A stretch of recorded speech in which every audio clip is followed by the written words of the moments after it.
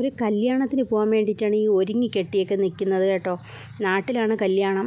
അപ്പോൾ അമ്മയുടെ ഒരു റിലേഷനിലായിരുന്നു കല്യാണം. അങ്ങനെ കല്യാണമൊക്കെ കാണാൻ പോയി.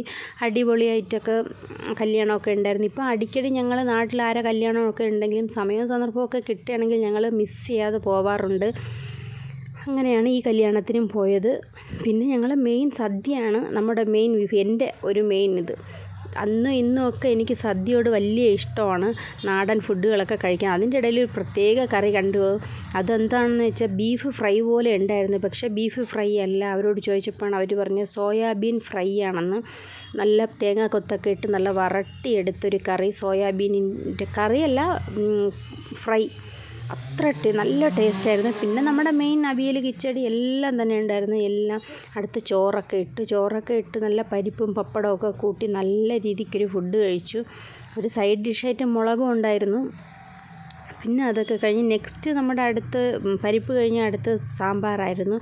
അതും കഴിച്ചു. ഇതിനിടയ്ക്ക് നല്ല ചൂടുണ്ട്, നല്ല നാട്ടിൽ ഭയങ്കര ചൂടാണ്. സാമ്പാറും കഴിച്ചു. അടുത്ത് മെയിൻ പായസമാണ് വന്നത്. അതും പഴവും പപ്പടവും എല്ലാം കൂട്ടി അതും കഴിച്ചു. പിന്നെ അടുത്ത് നെക്സ്റ്റ് റാഗിയുടെ ഒരു പായസമായിരുന്നു.